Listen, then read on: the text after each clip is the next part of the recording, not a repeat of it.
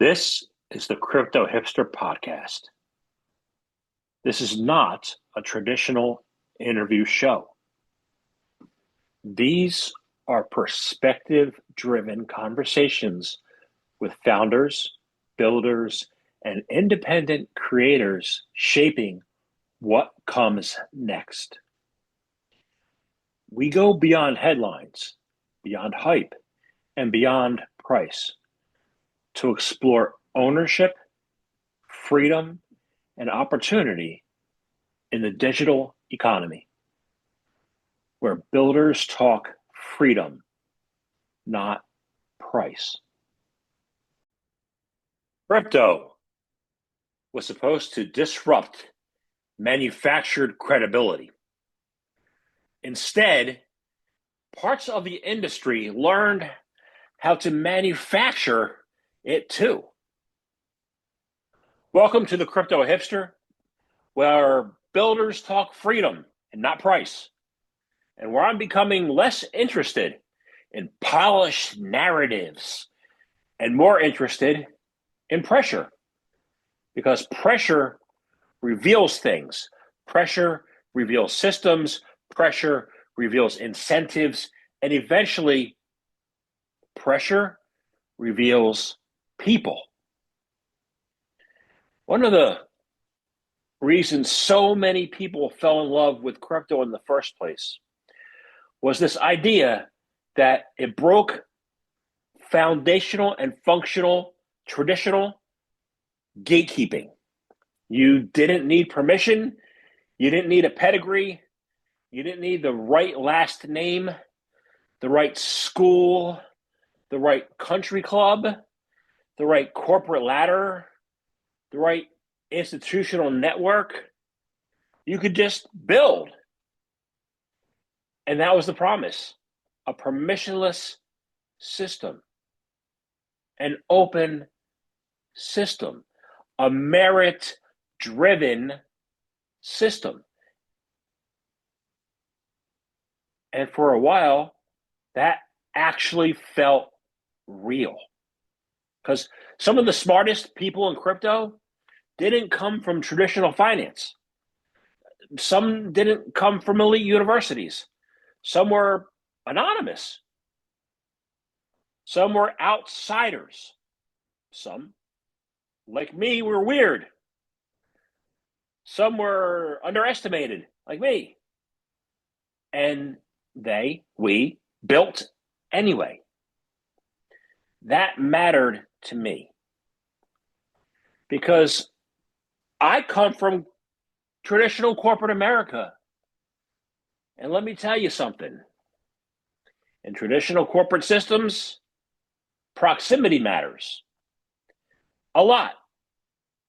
Who you know, who brought you in, who sponsors you, who protects you, who gives you visibility.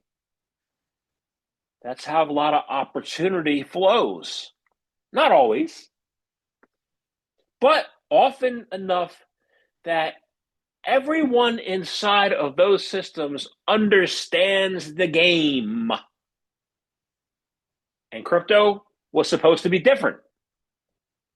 But alas, somewhere along the way, parts of crypto started recreating the exact thing it claimed it would disrupt.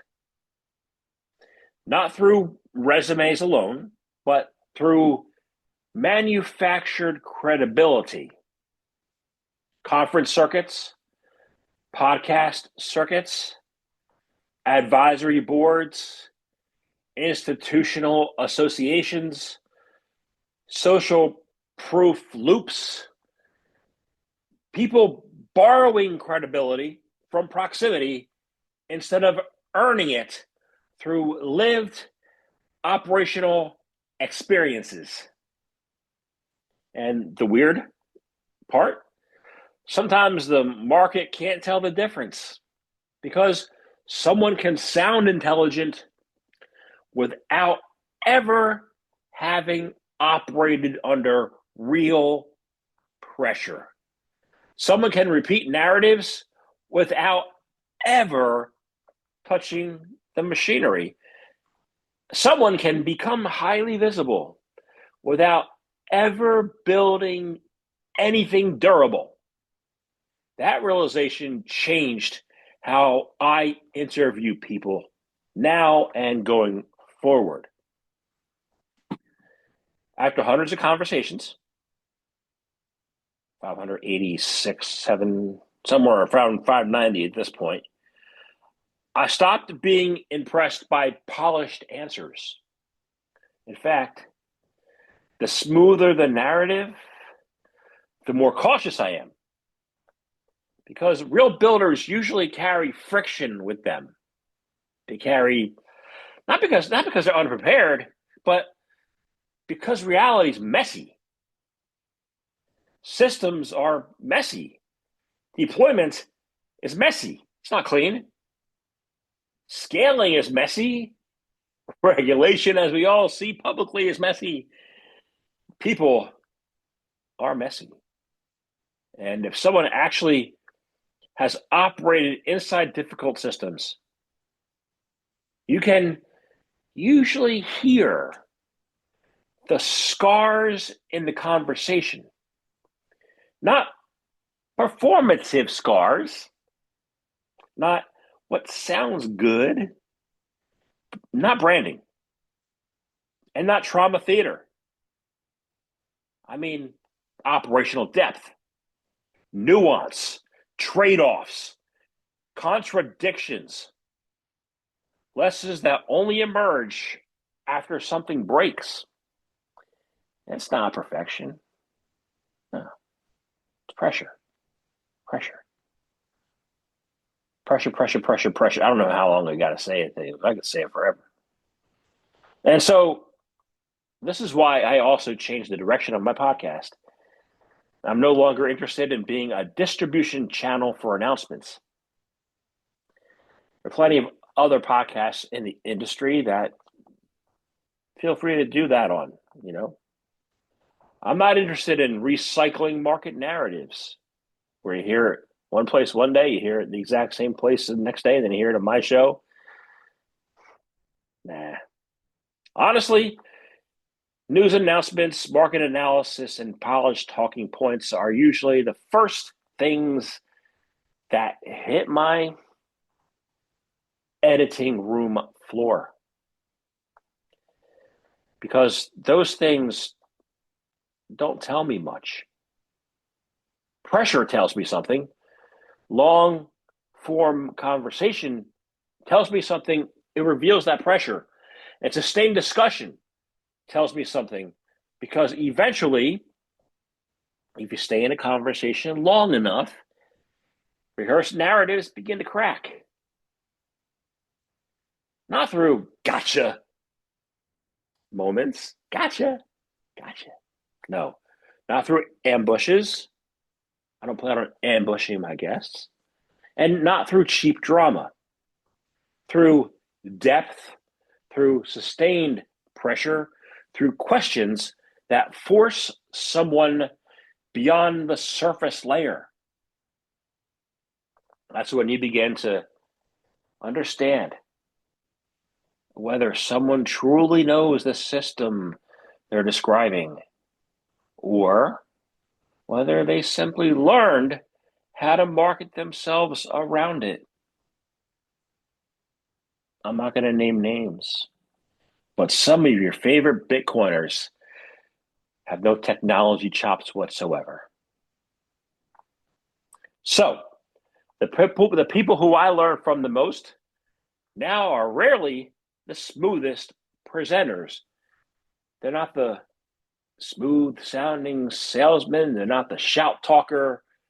They're usually people who shipped through failure, operated under uncertainty, adapted in real time, survived system stress, or kept building when conditions became very, very uncomfortable. These conversations feel different because pressure leaves fingerprints. You can hear it. You can feel it. The language changes. the certainty disappears, the nuance increases, and the incentives become visible. And ironically, those are often the people with the least polished narratives. So, I'm not anti-success. I'm not, believe it or not, I'm not anti-corporate. I'm not anti-institution. And I'm not saying everyone with a polished resume lacks depth. Some have it. Some have earned every inch of their experience. But titles alone, they don't impress me anymore.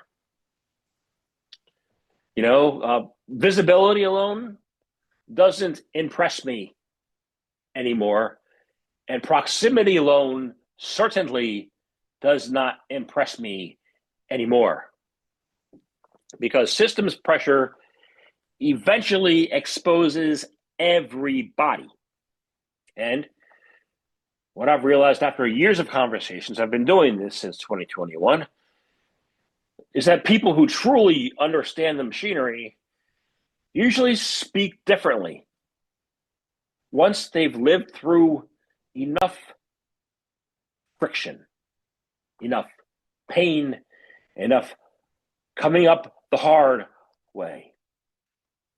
That's who I want on my platform. Now, I want builders, operators, people who touch the system closely enough to understand where it breaks, because that's where the signal is. And increasingly, it's the only thing I care about finding is the signal through the noise. This is Crypto Hipster, where builders talk freedom, not price, and where pressure eventually reveals the builder.